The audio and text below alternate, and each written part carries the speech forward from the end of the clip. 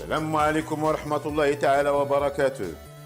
اللهم علمنا ما ينفعنا وانفعنا بما علمتنا يا أرحم الراحمين. Bonjour les élèves de terminale, PC, SVT et technique.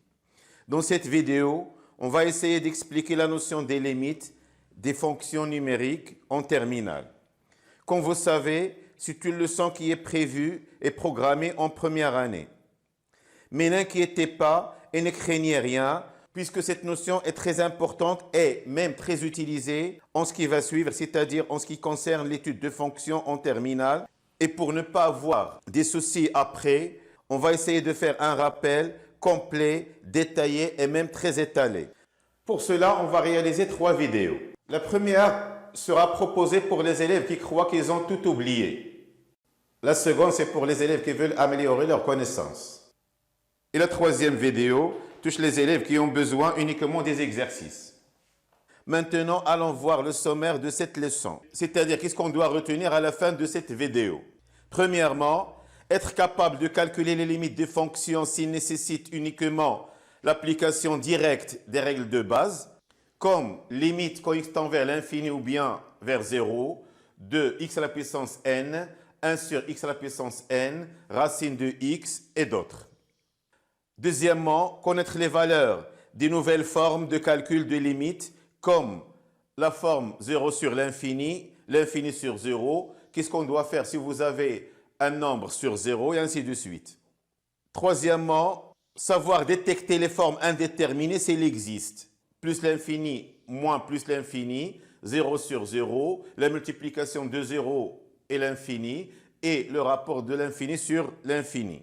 Et enfin, être capable de distinguer entre les techniques qu'on doit utiliser pour lever l'indétermination dans chacun des cas, comme la factorisation par le plus haut degré ou bien la factorisation par x moins x0, à quel moment on va utiliser la multiplication par le conjugué, changement de variable, ou bien l'utilisation du nombre dérivé quand on va faire la notion des dérivés. Essayons de voir d'abord dans quel contexte nous aurons besoin de calcul des limites.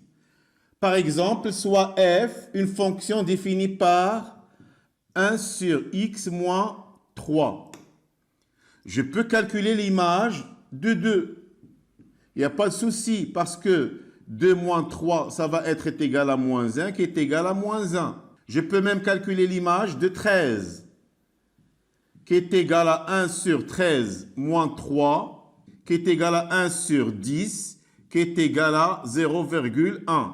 Mais je ne peux pas calculer l'image de 3. Pourquoi? Parce que f de 3 est égal à 1 sur 3 moins 3, c'est-à-dire 1 sur 0, qui est une valeur interdite en mathématiques. Donc, ce que je peux même faire, je peux calculer quelque chose de assez proche de 3, c'est-à-dire 3,1 est égal à 1 sur 3,1 moins 3, qui est égal à 1 sur 0,1, qui va être égal à 10. Si vous prenez par exemple f de 3,001, il est assez proche de 3. C'est-à-dire, c'est 1 sur 0,001 qui va être égal à 10 à la puissance 3. Donc, vous remarquez que plus en plus qu'on s'approche de 3, ce nombre-là s'agrandit. Donc, on peut dire que limite quand x tend vers 3 de f de x, ça va être égal à limite quand x tend vers 3 de 1 sur x moins 3. Bon, si ici vous avez un nombre positif, c'est-à-dire ça n'oblige d'étudier la gauche et la droite de 3. Ici, c'est la droite de 3 parce que je suis un peu grand de 3. C'est-à-dire 3,001, c'est ici, c'est-à-dire x, il est tout proche de 3, mais à droite. Donc, on dit que x tend vers 3 plus, ou bien x tend vers 3, mais x est plus grande que 3. Si je suis là, c'est-à-dire, par exemple, 2,999, c'est-à-dire je suis petit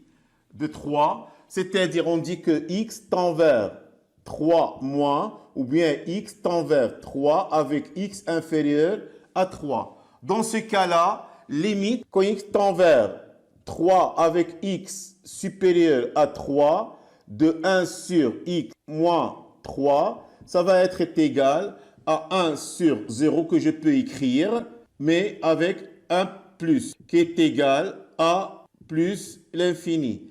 Et limite, quand x tend vers 3 avec x inférieur à 3, de 1 sur x moins 3, ça va être égal à 1 sur 0 moins, qui va être égal à moins l'infini. Quelle est l'astuce qu'on doit utiliser pour savoir est-ce que c'est un 0 plus ou bien un 0 moins? On va essayer de faire le tableau de signes de x moins 3. Et vous savez bien qu'elle s'annule en 3.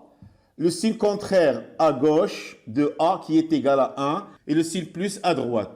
Donc, si x est inférieur à 3, alors cette quantité va être négative, ce qui veut dire que c'est 0 moins, donc c'est de moins l'infini. Si x est plus grande que 3, alors là, ça va être un nombre qui est positif, c'est-à-dire c'est un 0 plus, qui va nous donner plus l'infini. D'autre part, vous savez bien que plus ou moins l'infini n'est pas un nombre. Mais si x est grand qu'on veut, par exemple, plus l'infini de 1 sur x moins 3, alors dans ces cas-là, ce nombre-là, il va tendre vers quoi? Il va tendre vers 1 sur l'infini. Et 1 sur l'infini, ça va être égal à 0. Tant que le dénominateur s'agrandisse, le nombre va être petit. Donc, il tend vers 0. Voyons maintenant les règles de base. Soit n appartenant à n et x appartenant à r. Si on veut calculer la limite, quand x tend vers plus l'infini de x à la puissance n, c'est égal à quoi? Bien sûr, si on a n assez grande, en multipliant le nombre par lui-même n fois, ça va nous donner un nombre qui va être assez grand. Limite, quand x tend vers moins l'infini de x à la puissance n. Ça nécessite une étude de la parité de n. Si n est pair, alors limite, quand x tend vers moins l'infini de x à la puissance n, ça va être égal à plus l'infini. Si n est impair, alors limite, quand x tend vers moins l'infini de x à la puissance n, ça va être égal à moins l'infini. Voyons maintenant limite, quand x tend vers plus l'infini de 1 sur x à la puissance n. Ça va être égal à 0. Et aussi limite, quand x tend vers moins l'infini de 1 sur x à la puissance n. Ça va être égal à 0. Donc, je peux réunir ces deux valeurs en une seule, c'est-à-dire limite quand la valeur absolue de x tend vers plus l'infini de 1 sur x à la puissance n est égale à 0. Donc, la valeur absolue, ça veut dire que x peut être négatif, donc tend vers moins l'infini, comme il peut être positif, donc il tend vers plus l'infini.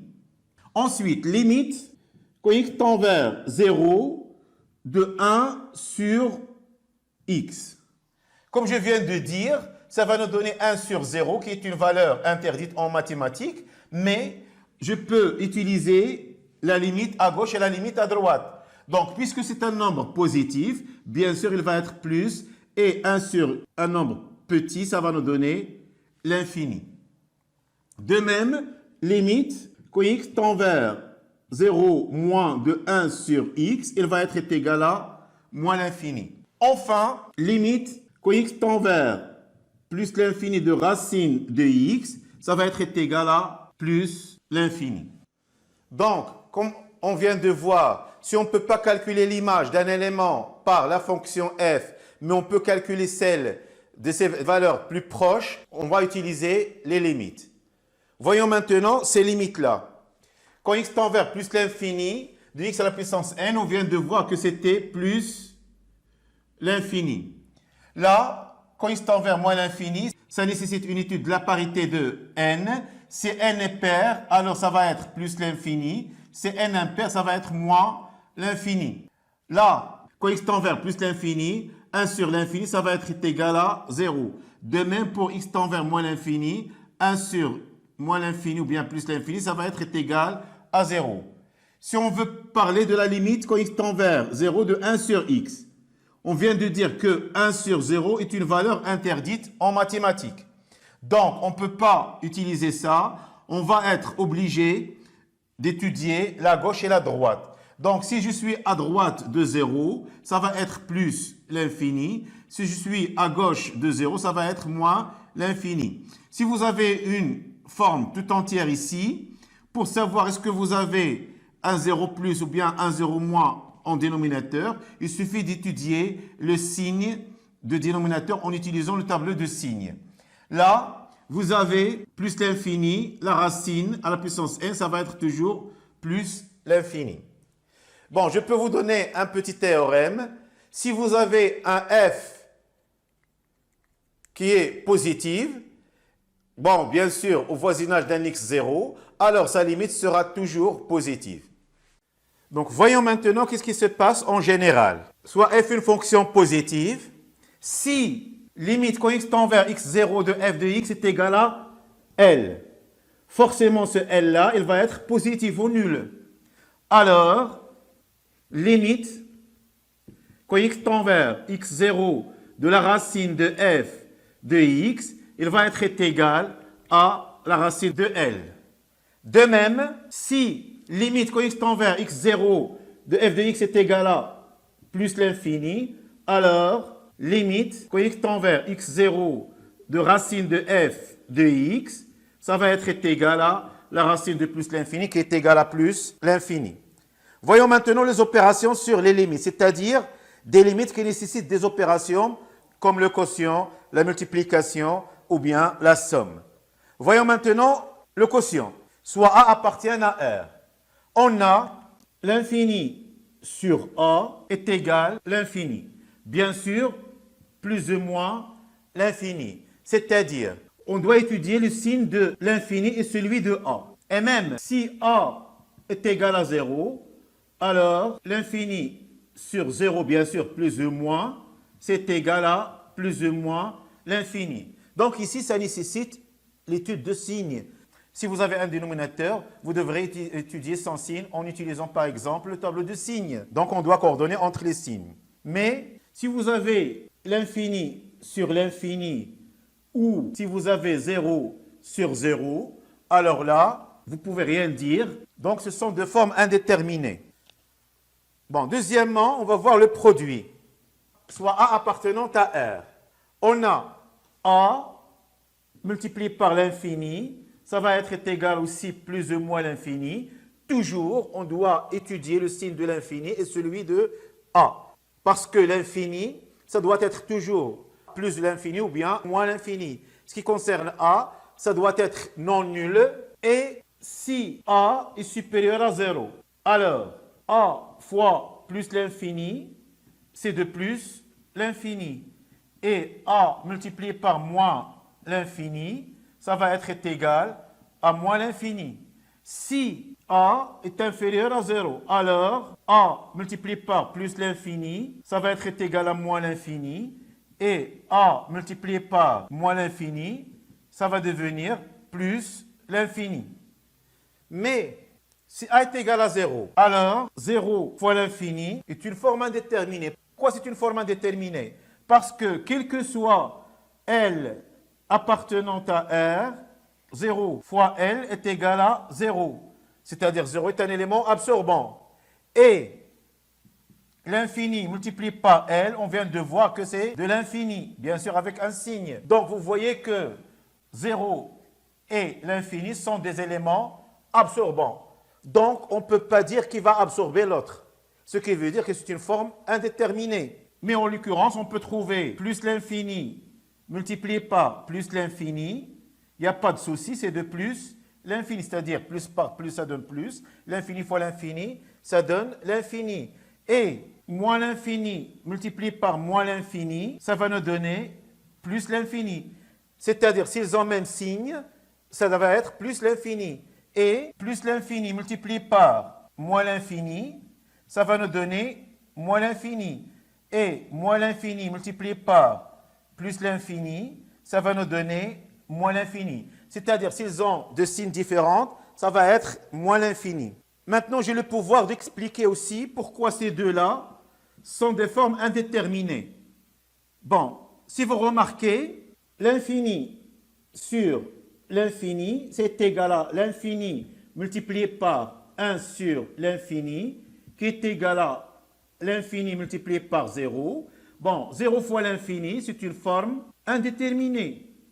De même, 0 sur 0 plus ou moins, bien sûr, est égal à 0 multiplié par 1 sur 0 plus ou moins, qui va être égal à 0 multiplié par l'infini, qui est aussi une forme indéterminée. Donc cette forme indéterminée explique ces deux-là. On va voir la quatrième forme indéterminée qui va être dans l'addition. C'est-à-dire, toujours on va prendre le A qui appartient à R. On a A plus l'infini, ça va être égal à plus l'infini. Et A plus moins l'infini, ça va être égal à moins l'infini. Quel que soit le signe de A, et même si A est égal à 0, il n'y a pas de souci. Et plus l'infini, ça va être égal à plus l'infini. Moins l'infini, plus moins l'infini, ça va être égal à moins l'infini. C'est-à-dire la somme de deux mêmes infinis, c'est-à-dire plus et moins. Donc, ça va être une forme qui est déterminée. Et plus l'infini, moins l'infini, si vous voulez, ça va être égal à plus l'infini, qui est égal à plus l'infini. Si vous avez moins l'infini, moins plus l'infini, ça va être égal à moins l'infini. Je vais changer l'ordre des signes parce que la multiplication est commutative. Donc, c'est plus moins l'infini qui va être égal toujours à moins l'infini. Mais si vous avez plus l'infini, moins plus l'infini, alors là, c'est une forme indéterminée. Mais pourquoi c'est une forme indéterminée? Voyons par exemple si vous avez des valeurs concrètes. C'est-à-dire si vous avez 10 000, c'est un grand nombre, moins 20 000. Bien sûr, ça va être moins 10 000. Il n'y a pas de souci parce que ce sont des valeurs concrètes, je peux avoir leur différence. Et encore, si vous avez 40 000 moins 10 000, ça va être égal à 30 000. Il n'y a pas de souci, c'est un nombre positif. Si vous avez par exemple 30 000 moins 30 000, ça va être égal à 0. Il n'y a pas de souci. Mais ce que vous avez, c'est une qualité moins une autre qualité. Bon, on ne peut pas savoir la différence entre deux qualités. Parce que c'est une propriété ici qui est grande, moins une autre propriété qui est grande. Ce sont des valeurs qui sont que des qualités. Je ne peux pas faire leur différence. Donc, différer entre deux qualités, on ne peut pas le faire. Ce qui veut dire, on ne peut rien dire là-dessus, c'est-à-dire c'est une forme indéterminée. Donc, on vient de voir les 4 formes indéterminées. Voyons d'autres écritures de cette forme indéterminée. Par exemple, plus l'infini, plus moins l'infini. Si on change l'ordre des signes, ça va donner plus l'infini, moins plus l'infini, qui est une forme indéterminée. Si vous avez moins l'infini, plus l'infini, la somme est commutative. Donc, c'est de plus l'infini, moins plus l'infini. En changeant bien sûr le signe. Ça va nous donner une forme indéterminée qu'on connaît déjà. Si vous avez moins l'infini, moins l'infini. Je vais faire le produit des signes. Ça va donner moins l'infini, plus l'infini. Moins par moins, ça donne plus. Qui est déjà une forme indéterminée. C'est-à-dire, c'est plus l'infini, moins plus l'infini, qui est une forme indéterminée. Et voilà les 3 autres formes qu'on peut trouver, ce qui concerne la forme indéterminée de la somme. Mais vous ne devrez pas les confondre avec le produit. C'est-à-dire, si vous avez plus l'infini, multiplié par moins l'infini, il n'y a pas de souci. Plus multiplié par moins, ça va donner moins. Et l'infini multiplié par l'infini, c'est de l'infini. Aussi, moins l'infini multiplié par plus l'infini, le produit est commutatif, ça va donner toujours moins l'infini. Donc, ne confondez pas la somme des deux infinis et le produit des deux infinis. Donc, faites attention. Maintenant, on va voir quelques propriétés et quelques techniques qu'on doit utiliser si on trouve certains formes indéterminés. Allons voir d'abord les limites d'un polynôme au voisinage de l'infini. Par exemple, si vous avez cette limite, qu'est-ce qu'on doit utiliser pour la calculer? Bon, si on remplace, vous trouvez plus l'infini moins l'infini, c'est une forme indéterminée, donc je ne peux rien dire. On doit essayer de faire une technique pour lever l'indétermination, c'est-à-dire limite, quand x tend vers plus l'infini, on va factoriser par le plus haut degré. C'est x à la puissance 3, facteur de 4. Là, je vais diviser par x3 et on va simplifier, ça va donner 4. Ici, on va diviser par x3 et on va simplifier par x carré, ça va nous donner 5 sur x. Et ici, on va diviser encore par x3 et on va simplifier par x, ça va donner x carré.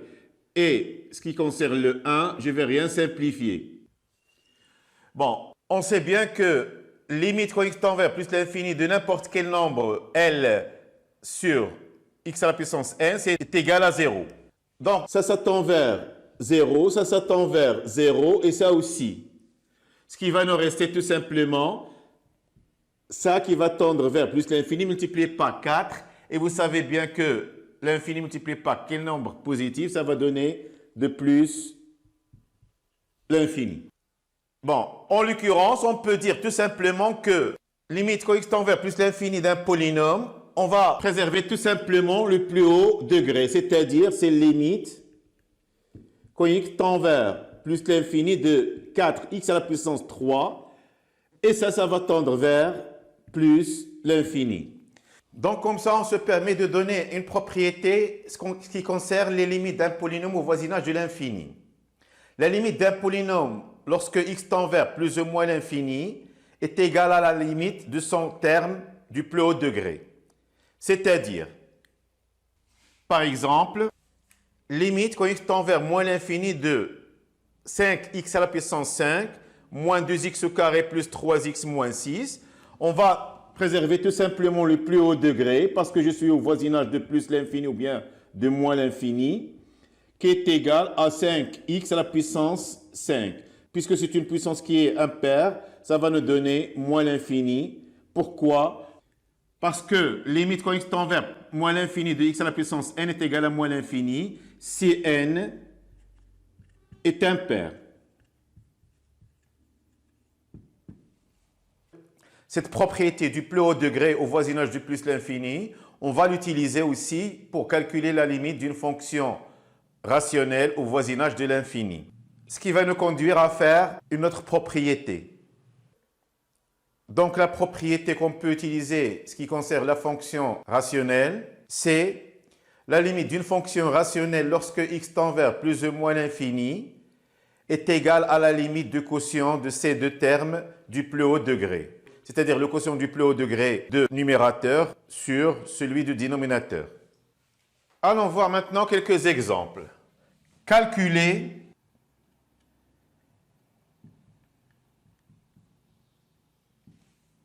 les limites suivantes.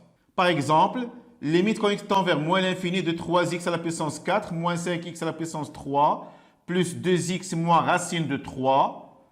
Malgré que vous avez racine de 3, ça va être tout simplement ça va être un polynôme. Donc, sur un autre polynôme, malgré que vous avez un demi ici, c'est-à-dire 5x carré moins 7x plus 1 demi, parce que x n'est pas sous la racine. Donc, ça va être toujours une fonction rationnelle. Ce qui va nous donner limite, quand x tend vers moins l'infini, 3x à la puissance 4 sur 5x à la puissance 2. On va simplifier par x à la puissance 2, ce qui va nous donner limite, quand x tend vers moins l'infini, de 3 x carré sur 5. Puisque c'est une puissance qui est paire, plus l'infini multiplié par un nombre qui est positif, ça va nous donner tout simplement plus l'infini. Voyons un autre exemple. Limite quand x tend vers plus l'infini de 2x carré moins 5x plus 3 sur 5x3 moins 2x carré plus 7x moins 1. Donc, on va calculer tout simplement limite quand x tend vers plus l'infini de 2x carré sur 5x3. On va simplifier par x carré. Ça va nous laisser tout simplement 2 sur 5x plus l'infini multiplié par 5, ça va donner plus l'infini. N'importe quoi sur l'infini, ça va donner 0. Ce n'importe quoi ne doit pas être égal à l'infini. Encore, limite quand x tend vers plus l'infini de 8x à la puissance 3 moins 2x plus 1 sur 2x à la puissance 3 plus 4x moins 4, ça va être égal, limite, quand x tend vers plus l'infini de 8x à la puissance 3 sur 2x à la puissance 3. On va simplifier par x à la puissance 3. Ça va nous donner une constante qui est égale à 8 sur 3. Ce qui veut dire c'est tout simplement 4. Bon, je vais vous expliquer maintenant pourquoi on dit que l'infini sur l'infini est une forme indéterminée. Pourquoi on n'a pas dit que c'est une forme indéfinie. Si je vous donne racine de moins 3, c'est une forme qui n'est pas définie sur R. Mais vous avez ici l'infini sur l'infini. Et ça a donné plus l'infini. Là aussi, si on remplace, ça va donner plus l'infini sur plus l'infini. Et ça a donné 0. Ici, vous avez encore, si on remplace, ça va donner l'infini sur l'infini. Mais ça a donné 4. Donc, l'infini sur l'infini, je ne peux pas dire à quoi est égal. Parce qu'il change au fur et à mesure de la forme de la fonction que vous avez.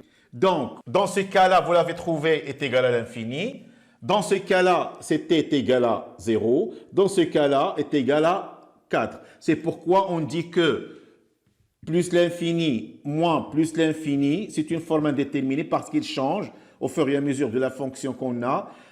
0 sur 0 aussi, l'infini sur l'infini, et même 0 multiplié par l'infini. Ce sont des formes qui changent au fur et à mesure de la forme que vous avez. Donc, on ne va pas dire que ce sont des formes indéfinies. Comme moins racine de 3, c'est une forme indéfinie sur R. Dans cette première vidéo de la série des vidéos des limites, on a essayé de donner les connaissances nécessaires pour débuter les calculs d'une limite. Dans la vidéo suivante, c'est-à-dire la deuxième, vous allez trouver des exercices proposés par MathNight et leur résolution. Ensuite, vous allez trouver la notion des limites et les trigonométries. Et enfin, on va voir l'ordre et les limites qu'on va utiliser dans certaines formes, qu'on ne peut pas calculer directement les limites. Par exemple, si vous avez une forme qui contient le cosinus au sinus, lorsque x tend vers plus ou moins l'infini. Parce que les cosinus et les sinus, quand x tend vers plus ou moins l'infini, n'auront pas de limite. De même, on va les utiliser quand on va calculer les limites 18 numériques en terminale. Parce que pour calculer certaines limites 18, on peut les encadrer et trouver directement leurs limites. Merci pour votre attention et à bientôt, Inch'Allah.